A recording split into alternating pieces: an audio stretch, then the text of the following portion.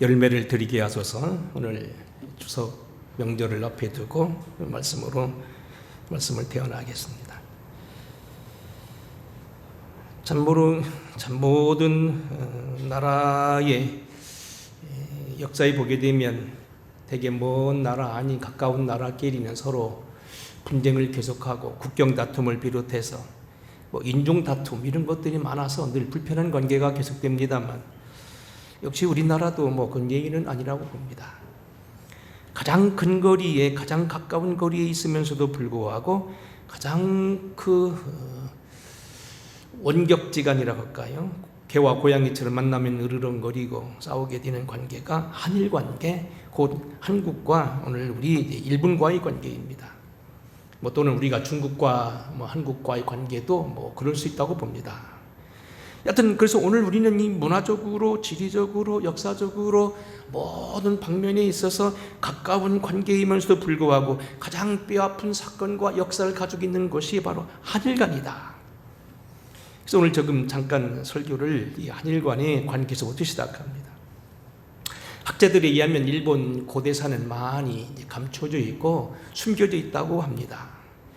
저는 그래서 이 설교를 준비하면서 이렇게 말하기를 일본의 역사는 숨겨진 역사다. 일본 역사를 진짜 역사를 그들이 말하지 아니하고 그들이 자존심을 내세워서 세계 제패하는 강국으로서 어떤 체면을 유지하기 위해서 많이 은폐하고 감추지만 사실은 일본의 역사는 많은 것들이 감춰져 있고 날조된 역사를 가지고 있다. 그렇게 얘기를 듭니다. 예를 든다면 가장 비근한 역사는 우리 잘 알다시피 광개 토왕비입니다.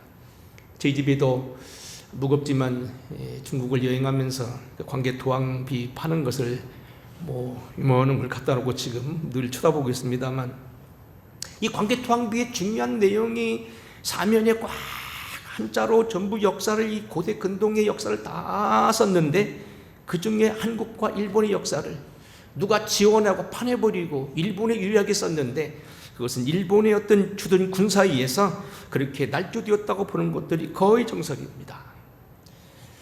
그런가 하면 우리의 한국과 일본에는 우리나라에서 남쪽에 있는 나라들이 많이 일본을 도와줬는데 거꾸로 그들은 뭐라고 말하냐면 가야의 부근에 임나정보란 정부를 세우고 한국 정부의 통치에 관여했다고 거꾸로 해석하고 있습니다. 그런가 하면 일본은 상당히 후진 나라로서 백제 사람들이 많이 건너가서 옛날 그 원토 주민 키가 작달막하고 얼굴이 네모지 있는 그런 무슨 야마토족인가 그 사람들 말고는 거기가 백제 사람들이 가가지고 문명을 개척하고 농사를 짓는 법을 가르쳐주고 집 짓는 법을 가르쳐주고 그렇게 했다는 거예요.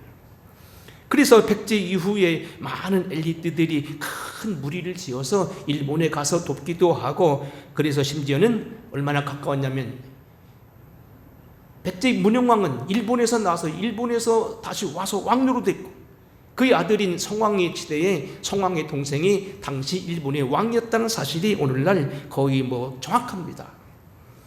그래서 우리가 알다시피 견훤이 결국은 삼국통일시대에 나라가 망하게 되니까 백제를 복원하기 위해서 그 일본에 있는 왕이 400척의 배를 보내서 백마강에 들어와서 싸우다가 결국 패하고 돌아갔다는 그런 기록까지 나와 있다는 겁니다. 어쨌든 그만큼 우리나라의 많은 국력과 문화와 모든 역사가 일본에 큰 영향을 주었고 일본의 많은 것들을 다 좌우하는데 일본은 그 많은 것들을 숨기고 있고 오히려 자기들이 모든 나라의 주가 됐다고 거꾸로 보고 있다는 이야기입니다. 다시 말하면 일본은 숨겨진 역사를 가지고 얄미운 사람들이다. 한국의 많은 엘리트들이 건너가서 일본의 문명을 좌우하고 일본의 모든 체제를 좌우하고 벼 농사 짓는 걸 비롯해 모든 걸 좌우했지만 그들은 거꾸로 그렇게 하고 있다. 그런데 중요한 건 뭐냐면 이렇게 후졌고 미개했던 이런 일본이 어떻게 강한 나라가 되었고 우리나라를 괴롭히고 우리나라에 정말로 중국까지도 정복하려고 한때는 인도까지도 정복하려고 하는 그런 계획을 세웠느냐는 얘기입니다. 역사적으로, 문명적으로, 군사적으로 모든 게 뒤져갖고 우리를 통하여 전수받았던 그 사람들이 어떻게 그렇게 큰 나라로서 정말로 강대국을 이루고 세계의 강대 3국에 들어가는 큰 나라로 그렇게 부상하게 되었느냐? 그 대답을 하게 되면 한마디로 얘기하면 열매였다는 거예요. 일본은 우리보다도 중국에 비해서 훨씬 뒤지고 모든 것에서 뒤였지만 그런 그 뒤로 계속하여 부신의 노력을 내서 열매를 맺었고 모든 것 가운데 어려움 속에서 강국을 이루어갔다는 이야기입니다. 예를 든다면 이런 얘기입니다. 1653년 우리나라 효종 때에 하멜이라고 하는 네덜란드 상인이 우리나라에 왔었는데 그 사람을 거의 우리나라에 뭔가 제조져서 붙잡아가지고 서울로 압송해가지고 거의 죄인 취급을 하고 압제하다 결국 도망을 갔습니다. 하지만 일본은요, 결국 섬나라이지만 그런 사람들이 많았지만 그들에게서 촉포를 배우고 문화를 배우고 그들에게 많은 걸 배워서 자기 나라의 부국강병을 해서 그때 받은 총으로 가지고 임진왜란을 일으키고 조총을 만들었다는 얘기는 잘하는 이야기입니다. 같은 일, 같은 사건을 당해도 일본은 그것을 활용할 수 있었고 열매 맺게 하셨고 자기 생활을 인용했지만 우리는 배타적으로 그들 무시하고 죄인 취급하고 압박을 하고 결국 도망가게 했다. 고대 근동사뿐만 아니라 근대사에서도 마찬가지입니다. 일본이 역사적으로 큰 위기가 있었습니다. 정확하게는 170년 무렵에 177년 전에 1837년 내지 43년에 일본 내정에 큰 문제가 벌어지게 됩니다. 바꾸라고 하는 막부 정부들이 결국 왕을 누르고 계속되어 왔는 이 나라들이 결국 계급투쟁으로 굉장히 어려움을 당하고 실정을 거듭하게 됩니다. 때마침 1853년 미국의 페리 제독이 함대를 끌고 와서 개방을 요구하게 되는데 결국 그리 1954년도 외세에 몰려서 통상조약을 맺는데 일본이 불리한 조약을 맺게 되니까 전 일본이 무사들이 반감을 갖고 정말로 거기에 대해서 항의를 하고 결국 불만을 품게 됩니다. 이러한 어려움, 국제적으로 국내적으로 어려울 때에 다시 그들이 나란 게 뭡니까? 젊은 장교들이 규합을 해서 일으킨 것이 뭐냐면 메이지 유신입니다. 메이지 유신은 이렇게 국내적으로 국제적으로 어려움을 당하는 일본이 다시 한번 부강하기 위해서 젊은 뜻을 가진 젊은이들이 나서가지고 그것을 뒤엎고 막부를 그쳐버리고 천황 위주의 국가로 돌아가면서 모든 방면에 다시 새롭게 정치를 꾸며간다는 겁니다. 학자들에 따르면 이 메이지 유신, 명치 유신의 젊은 장교들의 혁명은 사실은 큰 무슨 명분이 없었다고 얘기합니다. 하지만 이런 젊은 반항적인 젊은 장교들의 이런 규합된 메이지 유신이 큰 열매를 남기게 되기까지는 사실 명분은 부족했지만 그 열매는 너무나 큰 거였다는 거예요. 막부 중심의 재정 탈피를 위해서 그들은 결국 뭐냐면 전 나라의 법을 바꾸게 되고 모든 중앙정부를 강화하게 되어서 천황이라고 하는 이름을 올려서 일왕을 강조하고 통일국가를 형성하고 국민문학의 섭취와 부국강병을 실시하게 되고 학제를 발표하고 신분 없는 국민 의무 교육제도를 제정하고 당시에는 사무라이 칼찬 사람도 있었는데 그들로 칼을 차지 못하게 한 대신에 전 국민이 모두 다 징병을 하긴 징병제를 소유하고 농민 소유권을 인정하고 군사 헌법 교육분의 대혁신을 통하여서 거국적인 산업을 일으키고 전 세계의 많은 사람들을 내보내서 우리만 신사유람담 이렇게 해서 전 세계 다니면서 많은 걸 배우게 한다는 거예요. 구습을 타파하고 문명을 매진하고 그리고 산업을 강화해서 그들은 모두 헌법을 개정하는 가운데 일본 제국주의의 탄탄한 대로를 만들었다는 얘기입니다. 결국 여러 가지 어려움 기회가 있는 것을 싸움으로 가지 아니하고 젊은 장교들의 어떤 이런 규합으로 인하여서 일본은 다시 힘을 찾게 되었고 열매를 아름답게 맺게 되었다는 거예요. 결론하면 메이지 유신은 정말로 일본의 큰 결실을 가져와서 독일 다음에 큰 강국을 일으켜서 당대 최고의 강국이었던 영국과 독일에 이어 3대 강국으로 들어간 큰 나라로 부상하게 됐다는 얘기입니다.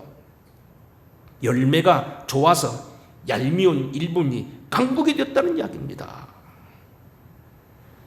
그에 비하면 동시대 우리나라는 어떠했냐는 겁니다. 똑같이 우리나라도 그 뒤로 22년 1876년 일본에 의해서 결국 우리도 강제 병자 수호조약을 맺고 개방을 합니다만 이후에 우리나라는 계속하여 기회가 있는 대로 세국 정책으로 계속하게 됩니다. 6.25의 고질적인 어떤 것은 안주하게 되고요. 흥선대원군과 민비와의 싸움으로 다툽니다. 저는 중학교 시절에 춘원 이광수가 썼던 이 흥선대원군을 읽고서 아주 재밌게 듣고 했지만은 대원군을 좋게 여겼지만 나중에 큰 눈으로 쳐다볼 때 그건 아니었다는 겁니다. 나라를 온전히 망한한 나라로 끌고 왔다는 이야기예요. 신진 서구파, 수구 보수파의 싸움은 계속됩니다. 양식이 있는 사람들이 요즘 말합니다만 민비는 결국 대원군을 누르게 됩니다만 민비는 그 불안감을 떨치기 위해서 매일같이 경복궁에 창덕궁에 수백 개의 떡실을 쪄놓고서 그들이 미신행위를 하고 있었다는 것은 오늘날 선교사들의 책에 많이 오르내리고 있다는 얘기입니다. 이민 내려온 이후 고통을 당했던 우리나라는 철들지 못하고 우리는 계속하여 나라를 싸우고 수고하고 서로 정파 싸움을 하게 되고 맹자왈 코자왈 하게 되고 마침 실학파라고 하는 박재원, 박재가, 정약용, 정약진, 홍대영 같은 북학파 중심으로 하는 이 모든 것들을 천주교라는 것들 때문에 박해하고 죽임으로써 결국은 전혀 그 개혁을 하지 않았다는 겁니다. 한 나라는 우리보다 후지고 어려웠으나 그들은 열매를 많이 맺게 되어 세계 강국이 되었지만 우리는 더 많은 축복과 많은 은혜를 가지고 있고 기적학적인 많은 것이 일본의 문화를 전수했던 나라였지만 결국 열매 맺기를 소홀히 함으로 결국은 그 나라가 떨어지게 되고 일본의 속국이 되는 그런 치욕을 당하게 되고 그 많은 고통을 당하게 됐다는 얘기입니다. 관건은 열매라는 이야기입니다. 사랑하는 성도 여러분, 오늘 목사가 또 어려운 설교로 시작하게 되었습니다만 중요한 것은 지금 역사 강의를 하는 게 아닙니다. 열매가 중요하다는 겁니다. 주님은 오늘도 우리에게 말씀합니다. 열매 맺으라는 겁니다. 본 말씀 15장 1절 이렇게 말합니다. 나는 포도나무여 내 아버지는 농부라 물은 내게 붙어있어 열매를 맺지 아니한 가지는 아버지께서 그것을 제거해 버리시고 물은 열매를 맺는 가지는 더 열매를 맺게 하려 하여 그것을 깨끗하게 하시느니라. 하나님 아버지는 농부시고 나는 참 포도나무다. 너희는 가지이기 때문에 가지에서 열매를 맺는데 너희는 내 안에 붙어있어 나를 통하여 열매를 맺어라. 열매를 많이 맞으면 아버지께 영광을 받으실 것이요 열매를 맺지 않으면 너희들은 가지처럼 밖에 버리어 말라질 것이다. 내가 너희를 끊임없이 깨끗하게 하며 너희에게 영향을 공급하며 너희 열매 맺기를 원한다. 주님이 우리에게 열매를 원하셨다는 겁니다.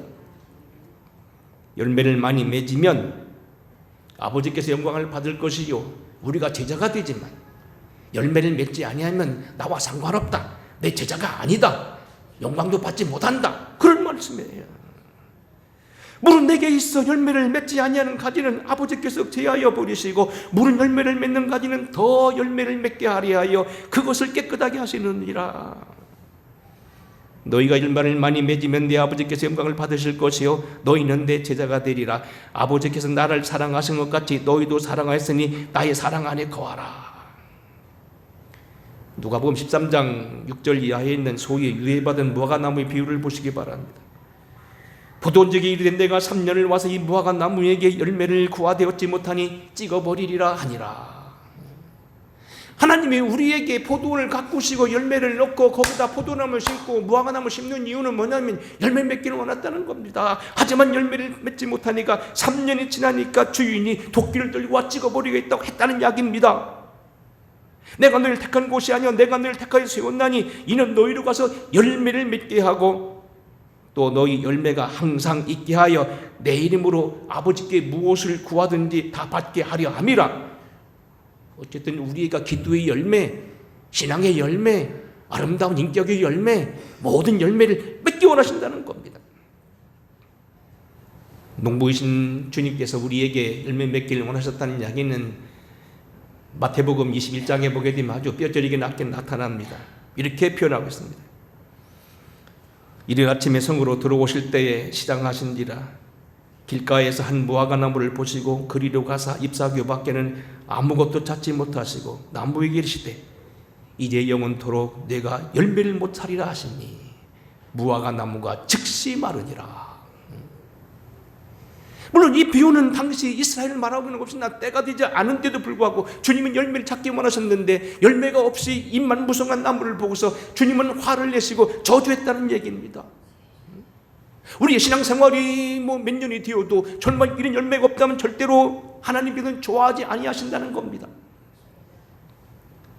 이런 표현을 들으면 좋을 것 같습니다. 남녀가 서로 결혼을 하고 몇십 년을 살았는데 아직도 내 남편이 무슨 말을 좋아하고 무슨 말을 싫어하고 어떤 음식을 좋아하고 나빠하는지를 모른다.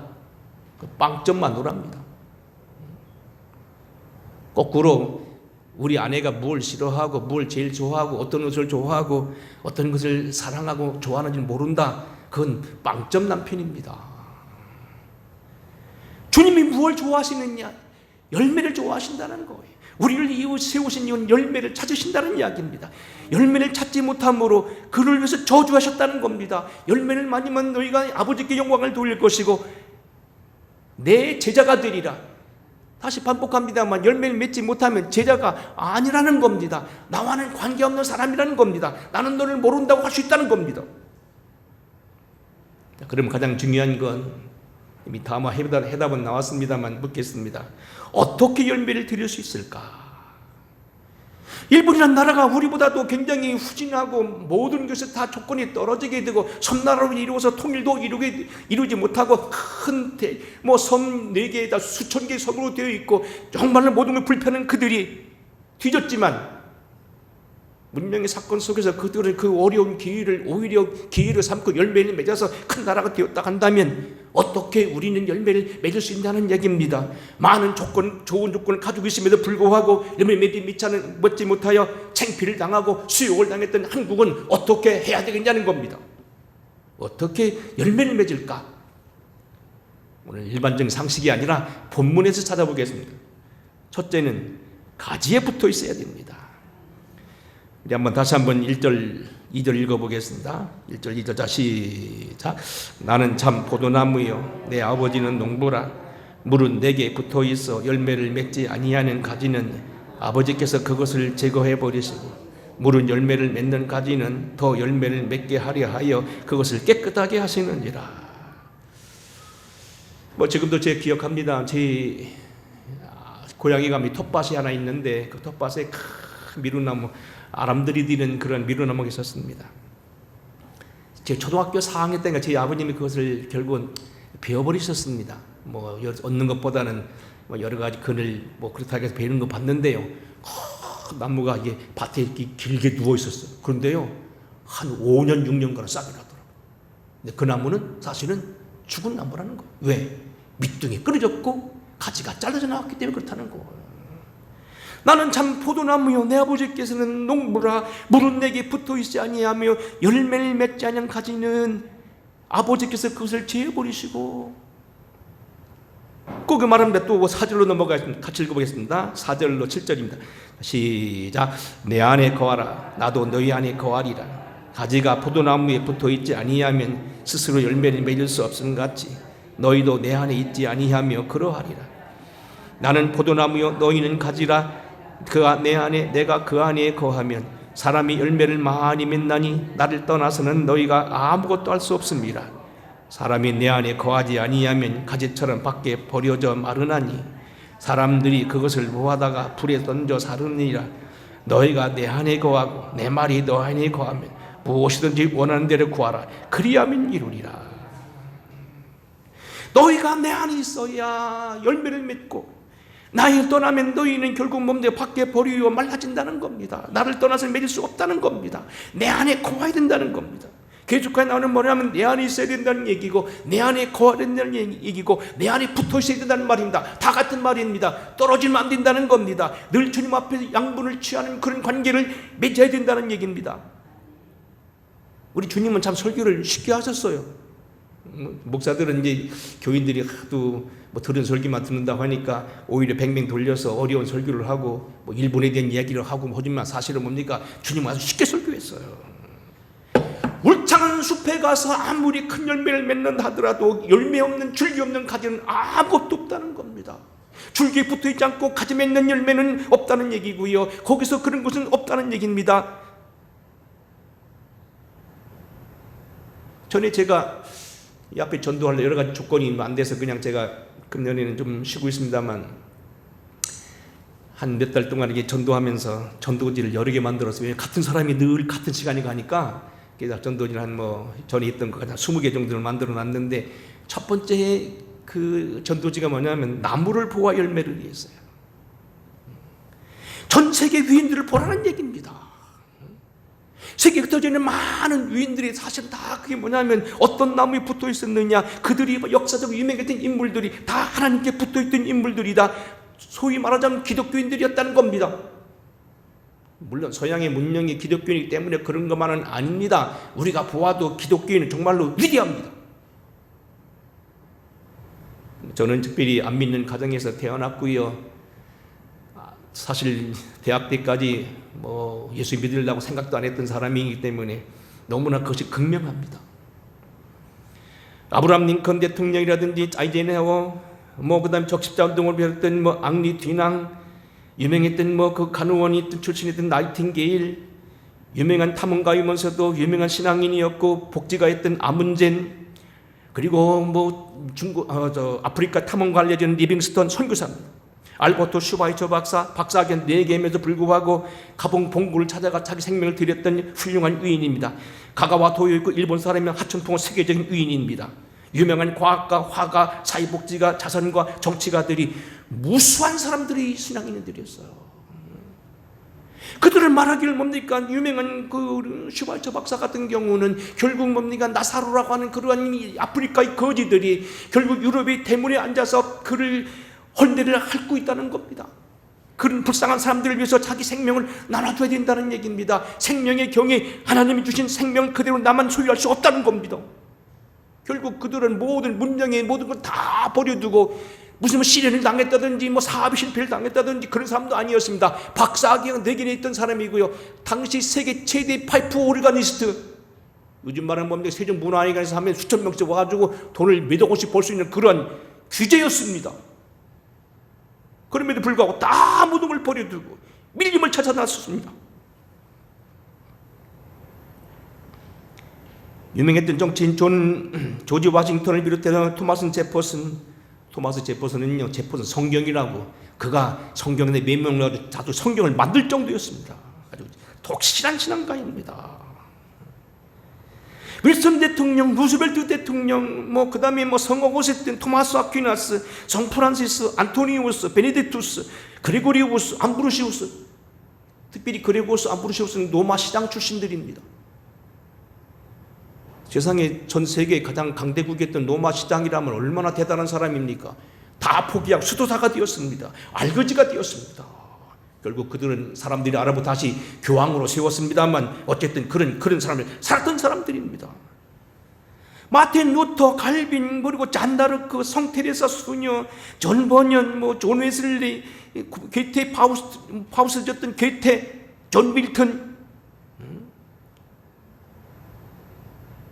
덴마크를 실망에 건져냈던 그룬투비 목사, 이스라엘 건져냈던 달가스, 아이작 뉴턴, 유명한 과학자, 천체 문명 발명했던 케플러, 망원경과 전 세계의 모든 진자법칙을 발명했던 갈릴레오, 파스칼, 페스탈로치, 그 다음에 교육사상가들이죠. 베토벤, 바, 핸델, 미켈란젤로, 다빈치, 라파엘로, 중국 사상가 예모당, 그 다음에 프란시스 베이컨, 더글라스 메가더 장군, 몽구 메리.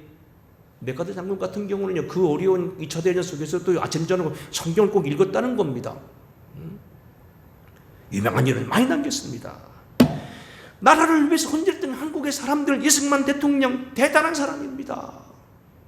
요즘에 와서는 어쩌면 북한에서 일부러 이승만을 죽여야 우리나라 정통성을 해하려고 그러는지 모르지만 많이 가렸다가 요즘에 와서 다시 이승만이 부상합니다만 이승만의 대통령은 정말 독실한 신앙가였습니다. 저는 그가요, 한학을 공부해서 그 과거 급제를 하려고 했는데 당시 과거 제도가 돈 있는 사람 아니면 빽 있는 사람 미리 다 회사가 결국 8번을 떨어지고, 마침 당시 일어난 청일전쟁을 통해서 청나라가 무너진 걸 보고요, 세상이 달라진 걸 느꼈어요. 그래서 그는 한학을 포기하고 배제학당에 입학을 합니다. 하지만 그가 배제학당에 입학한 것은 자기의 출세 양면을 위한 거지 결코 신앙을 위한 아니었습니다. 선교사들이 비웃었습니다. 그러던 그가 결국은 입헌 군주제에 대한 어떤 게 모반을 일으키다가 결국 혁명을 일으키다가 감옥에 갔죠. 사형 선고를 받습니다. 이 평상시 이 이승만 대통령의 인재됨을 알았는 선교사들이 집역에 달려들어가서 고종 황제에게 그를 감형을 해 7년형으로 감형을 시키고, 그런 죽음의 위험 속에 어느 날 그가 기도를 시작합니다. 당시 그가 쓴 일기에 보면 이렇게 나옵니다. 나는 선교사들을 욕하고 사람들이 비웃었고 신앙을 다 가진 것을 우습게 여겼고 자기가 배제학당 들어간 거 공부하기 위해 들어가고 영어 배우기 위한 거지 다른 건 없었다는 겁니다. 그렇지만 그가 사형 선고를 받고 큰 칼을 차고, 당시 감옥은 대단한 이가 막 덤비고 비력이 덤비고 막 더덕더덕 뜯어먹고는 그러던 그가 어느 날 죽음의 공포에 있다가 기도를 시작합니다. 기도라는 걸 생각해 납니다. 아, 기도가 있다. 그때 갑자기 기도할 때 하늘이 환해지면서 감옥이 환한 체험을 합니다. 그 뒤로 모든 걸 뒤바꿉니다. 금식을 하고 기도를 하면서 전도를 시작합니다. 그 안에 있는 양반들 27명을 전도해냅니다. 그리고 나와서 그가 결국 이 땅에 있지 않냐고 미국 유학을 갑니다. 거기서 장로가 되고요, 유명한 신앙인이 되고 나라를 위해 기도하기 시작하는 겁니다. 민주군동가 이승훈 조만식 장로님이시지요. 양기탁, 이준 열사, 남궁옥 전생, 유관순 여사, 상록수의 주인이었던 최영신, 우리나라 여자 독립은 손메리, 시인 윤동주, 안중근 다 독실한 기독교인들이었습니다. 물론 그 외에도 의학과 사회에 공헌한 유일한 주요한 김용기 장로님 다 기독교인 장로들이었습니다. 문제는 이런 것들이 결코 헛되지 않는다는 겁니다. 주님 앞에서 진액을 빨아들이고 좋은 나무를 빨아들임으로 그들에게 하나님 훌륭한 사상을 주셨고, 가난한 사람을 생각하게 되었고, 못 사는 사람들 생각하게 되었고, 이 땅의 어두운 사람들을 위해 빛을 비치기 위해 결심했다는 겁니다. 특별히 우리는 여기 어차피 가지에 붙어 있지만 좋은 열매를 맺어야 됩니다. 공산주의에 대해서는 더 이상 말하지 않겠습니다. 여러 번 말씀했기 때문에. 다만 한 가지는 킬링 필드.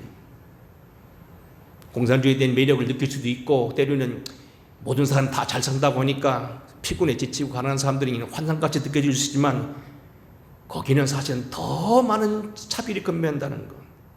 여기는 그렇잖아요. 누구라도요, 끼니 엮기 어려워도 고시패스하면 당장 검사 되잖아요. 양반 되잖아요. 지가 열심히 하면 나가서 노가다 판에 가서 열심히 일하면 20만 원씩 받잖아요. 북한은 그런 거 없습니다.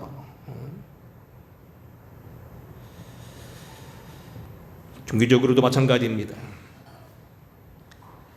가끔마다 제가 마호메트 이슬람교에 대해서 얘기했습니다만, 이슬람교의 그 태동을 보게 되면 이것은 기독교 사입이 하나인데 주후 600년경에 아주 정말 뭐가 찢어지게 가난했던 사람들이, 가난한 사람이 큰 부잣집에 양치기로 들어갔다.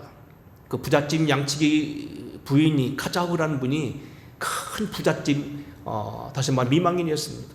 그래서 어느 날 거기서 결혼을 하게 돼서 그 많은 재산을 물려받게 됩니다. 자녀를 낳았지만 자녀가 한결같이 다 갑자기 세상을 떠나게 돼서 갑자기 비운에 빠지게 되자 동굴에 들어가서 기도하다가 소위 가브리엘을 만났다는 겁니다. 거짓 종교를 만나게 된 겁니다. 마누라가 16명이었습니다. 거듭 말씀하지만 9살짜리 꼬마도 있었고요, 며느리도 자기 마누라 삼은 사람입니다. 칼로 들고 종교를 익힌 사람입니다. 전 세계에 지금 계속할 폭력이 일어난 이유는 뭐냐면, 지하드에 참여한 사람은 죽게 되면 72명의 미녀들이 수정된다고 말하고, 그곳에도 여자들은 사람들을 수정되는 사람을 전락시키고 있습니다. 요즘 사역자들이 한 통계입니다. 한 나라에 무슬림 인구 수의 비율이 생기면 이런 현상이 생긴다는 겁니다. 전 인구의 5%가 무슬림이면 어떻게 되느냐? 국가 운영에 어려움을 느낀다고 합니다. 제가 뻑대기 시작합니다. 20%면 폭동이 일어납니다. 40%면 광범위한 학살이 자행되고 상습적인 테러가 발생합니다. 60%가 되면 저는 구속받지 않고 다른 종교를 탄압하거나 규합합니다. 우리가 인도네시아 같은 데서 막 교회를 폭파시키고 해도 끝도 없이 넘어가는 건 바로 그런 이유입니다. 80%가 되면 대규모 인종청소, 대학살이 시작됩니다. 인종청소. 100%가 되면 신정일치가 구현되고 평화로운 곳같이 되지만 사실은 우리가 이란, 이라크에서 보는 것처럼 한 사람에서 좌지우지 되는 그런 나라를 보게 된다는 겁니다. 우리는요, 결코 우리가 보면은 아름다운 열매를 맺되 특별히 하나님의 열매를 맺도록 노력해야 돼요. 특별히 우리는 하나님을 잘 섬기던 나라들이 요즘에 타락되어서 잘못된 모습도 봐야 된다는 얘기입니다. 세계 신사의 나라의 대영 제국이던 영국이 오늘날 얼마나 많은 사생아를 낳고 어려움을 당하고 있고 그들이 경제적으로, 정치적으로, 문화적으로 어려움 당하는 여러분 직시해야 됩니다. 프랑스 역시 그렇고요. 미국 마찬가지입니다. 우리 정치인들은 되게 미국의 케네디 대통령, 존 F 케네디 상당히 좋게 봅니다만 종교적으로 상당히 마이너스된 사람입니다. 이가 어느 날 한참 차별을 금지하고 자유를 선포한다는 것이 뭐 어떻게 했냐면 전 공립학교에 주기도문 하는 것을 금지시킵니다. 그리고 아침마다 예배드리고 시작하는 것을 금지시킵니다. 그리고 나서 미국 전역에 범죄가 늘었다는 얘기는 잘 알려진 이야기입니다. 현격하게 도덕성이 떨어지고 예배를 소홀하게 되고 하니까 많은 사람들이 뭡니까? 자야에 몰리게 되고 결국 야유에 몰리게 되고 비폭력과 아니면 뭐 폭력으로 몰리게 되고 청소년들이 범죄가 많아졌다는 얘기입니다. 우리는 아름다운 열매 맺되 그리스도 안에 맺어야 된다. 하나님의 진노가 불의로 진리를 막는 사람들의 모든 경건치 않은 불의에 대하여 하늘로부터 나타나나니 이 때문에 하나님께서 그들을 부끄럽게 하사 욕심에 버려두셨으니 여자들로 순리대로 쓸 것을 영리대로 쓰며 남자들도 순리대로 쓰지 못하고 영리로 쓴다. 동성연애 이런 거 다 잘못된 것들입니다. 노마가 망할 때도 중국이 망할 때도 강대국이 망할 때 이러한 성범죄가 있었습니다. 그 마음에 하나님 두기를 싫어하며 하나님께서 그들을 상실한 마음대로 버려두사 합당하지 못한 일을 하게 하셨으니 곧 모든 불의와 추악과 탐욕과 악의가 가득한 자여 수군수군하는 자여 사기 살인 분쟁 시기 악독이 가득한 자여 비방하는 자여 하나님 미워하는 자여 교만한 자여 악을 도모하는 자여 부모를 거역하는 자니라. 부모를 거역하는 것도 하나님 떠난 사람의 특징으로 보고 있습니다. 여튼 우리는 그리스도 안에 있어야 된다. 나머지 두 가지 간단하게 하겠습니다. 깨끗하게 해야 됩니다. 2절입니다. 물은 내게 붙어있어 열매를 맺지 아니하는 가지는 아버지께서 그것을 제거해 버리시고 물은 열매를 맺는 가지는 더 많은 열매를 맺게 하여 그걸 깨끗하게 하셨느니라. 너희는 내가 일러준 바를 깨끗하였느니라. 열매 맺기 위해서는 깨끗해야 됩니다. 전 여러분 잘 아다시피 가까운 오가에서 12년 동안 한 교회에 한 200여 명 되는 교회에 목회했습니다. 백종원이 할아버지가 우리 전장님 앞자리에 앉았다는 얘기 제가 몇 번 드렸습니다. 근데 거기는 과수원이 제가 쉬어보니까 14가정이 근 2만 평씩을 과수원을 하고 있었습니다. 제 집의 냉장고는 과실이 끊어지지 않았습니다. 근데 그들 농사 짓는 걸 쳐다봅니다. 10만 가면 과일 아무도 안 먹습니다. 저만 먹습니다. 떨어진 사과도 주워가지 않습니다. 근데 그들이 과일 하는 건 뭐 어떡합니까? 겨울철부터 시작합니다. 겨울철부터 가지를 잘라주고요, 거름을 내고요, 포도 같은 껍데기를 벗겨주고요, 나중에 나무를 뭡니까 붙잡아 매고요, 느리고요, 꽃이 피어도 꽃을 따줘야 됩니다. 꽃을 접목해가지고 뭐 다 가지고 서로 붙여줍니다. 과일을 맺으면 과일도 많으면 따냅니다. 보통 정성 들어가는 게 아니에요. 특별히 소독은요, 1년에 10몇 번 하는 거 봤습니다. 깨끗하게 됩니다. 깨끗해야 됩니다. 더러운 그릇을 사용할 수 없다는 것 하나 더 말씀드린다면 뭡니까? 7절 8절입니다. 주님의 말씀을 알고 그 안에 거해야 됩니다. 7절 자 시작. 너희가 내 안에 거하고 내 말이 너희 안에 거하면 무엇이든지 원하는 대로 구하라. 그리하면 이루리라. 너희가 과실을 많이 맺으면 내 아버지께서 영광을 받으실 것이요 너희는 내 제자가 되리라. 입에 드린 말씀대로 열매를 맺어야 과일나무가 되고 하나님께 영광을 돌리고 제자가 되는데, 열매가 없으면 찍어내버리고 결국 필요 없다는 것이 되는데 어떻게 열매 맺을 수 있느냐? 맨 마지막은 뭡니까? 내 말이 너희 안에 거하고 너희가 내 안에 있어야 된다. 이거 굉장히 중요한 표현이거든요. 요한복음에도 나오잖아요. 8장 30절 나오잖아요. 그러므로 예수께서 자기를 믿는 사람들에게 말하되 너희가 내 말에 거하면 참 내 제자가 되고 너희가 진리를 알게 될 것인데 진리가 너희를 자유케 하리라. 거기 보면 내 안에 거한다는 말이 많이 나옵니다. 도대체 내 안에 거한다는 말은 뭐고 내 말이 거한다는 말이 뭐냐? 사실 이 원고에는 호코마 주석에 대해 길게 설명했는데 다 자르고 얘기합니다. 이런 얘기입니다. 주님의 말씀이 내 안에서 믿어져야 되고 내가 주님 안에 인정받을 만큼 내가 주님께 소속된다는 겁니다. 나는 예수 믿는다 하는데 누가 말하는데 내가 불편하다 싫어요 하면 안 된다는 겁니다. 저희 우선 얘기 하나 해야 되겠습니다. 지난 주간에 저희 집 가족여행 아버지 이제 칠순도 다니고 여러 가지 있으니까 한번 좀 가족여행 하셔야 된다고 해서 제 아이들 그냥 제가 돈을 몇 년 모았다고 그래 따라갔지요. 그러면서 이제 제 손녀들이 따라갔어요. 3박 4일 동안 이제 4박 5일 동안 좀 일정을 마치고 돌아오는 길 전에 이제 마침 저기 둘째 아들의 딸 하나가 있어요. 그 아이가 이제 아이가 조그마한 영리해니까 자꾸 할머니가 말 시켜보고 자꾸 옆에 말을 시켜봐요. 그럽니다. 요한이 이름이 요한이거든. 김요한인데 요한이 너 요한 가야지? 안 간다는 거예요. 문제인지 아시잖아. 아니라는 거예요. 자꾸 시켜보는 거예요. 너 혼자인데 혹시 네 동생 낳아야 되지? 여러분 이게 좀 무슨 얘기이고 재미난 얘기이긴 합니다만 사실 여러분요 하나님을 향하여서 이렇게 하는 거 없습니까? 생각해 봐야 돼요. 용서하라면 용서해야 돼요. 난 싫어도. 가라면 가야 돼요. 난 싫어도. 드린다는 얘기는 않겠습니다. 괜히 또 시험 들까 하면서. 하기 싫어도 기도해야 된다면 하는 겁니다. 그게 내 안에 거하고 내 말이 너 안에 거하는 겁니다. 난 싫어도 난 하나님의 사람이라는 겁니다. 이게 복잡하게 호크 맞춰서 한 두어 장 읽어야 되는데 설교 짧게 명절 설교 오래 하던 여러분 더 상심 먹을 거죠.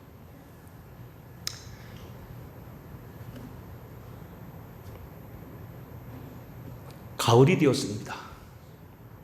이제 가을이 아니고 하석이라고 추석이 아니고 가을추가 아니고 하석 여전히 덥다고 얘기합니다만 그러나 분명한 건 가을이 됩니다. 가을이 기도라고 시인 김현승이 이렇게 노래했습니다. 가을에는 기도하게 하소서 낙엽들이 지는 때를 기다려 내게 주신 겸허한 모국어로 나를 채우소서 가을에는 사랑하게 하소서 오직 한 사람을 택하게 하소서 가장 아름다운 열매를 위하여 이 비옥한 시간을 가꾸게 하소서 가을에는 홀로 있게 하소서. 이건 말씀했죠. 죽고 사는 문제는요 딸도 못 돕고요 아들도 못 도와요. 아들이 목사라도 안 돼요. 본인이 결정해야 돼. 하나님 앞에 하나님 믿겠습니다. 아멘. 믿게 됩니다. 응? 홀로 있게 하소서. 가을에는 조금 조용한 시간 성경 읽고 책 보고 기도해야 된다는 겁니다. 누구도 못 돕습니다. 나의 영은 굽어치는 바다와 백합의 골짜기를 지나 마른 가지들 위에 다다른 까마귀 같이. 마리아 나이나 이렇게 가을에 대해서는 이야기 함께 하겠습니다. 지금 고독한 사람 이후로도 고독하지 않게 살아 잠자지 않게 읽고 그리고 긴 편지를 쓸 것입니다. 바람에 불려 나뭇잎이 날릴 때 불안스레 이리저리 가로수 길을 헤맬 것입니다. 가을에는 열매입니다. 열매 맺어야 됩니다. 어떻게 맺을 것인가? 우리는 이렇게 기도하시기 바랍니다. 주여 열매 맺게 하소서. 고마우신 아버지, 종들에게 오늘도 주님을 사모하며 예배하며 주님 앞에 경배할 수 있도록 도와주심을 감사합니다. 지금은 아직도 무더위가 계속되어 있고 늦더위가 있지만 이번 추석이 하석이 된다고 하지만 그래도 가을은 올 것입니다. 열매 맺는 우리에게 하옵소서. 주님께 붙어있어 좋은 가지 맺게 하여 주시옵시고 깨끗하게 하여 주시옵시고 우리로 주의 안에 거하게 하옵시며 주의 말씀이 내 안에 거하게 하옵소서. 예수님 거룩하옵신 이름 받들어 간절히 기도하옵나이다. 아멘. 찬양하겠습니다.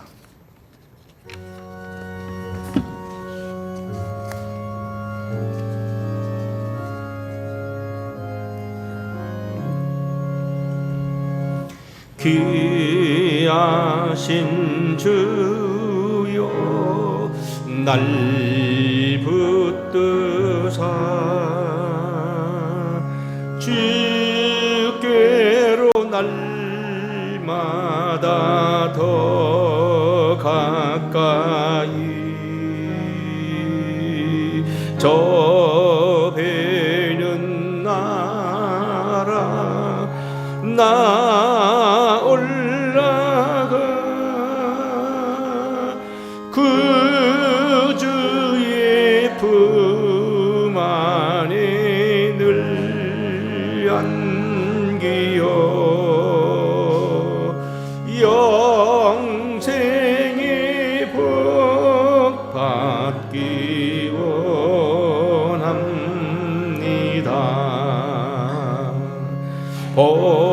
봉헌할 물건 나 없어도 좀 빨리요. 날마다 주께로 더 가까이 내 죄를 주께 다 주님의 보혈로 날 붙드사 늘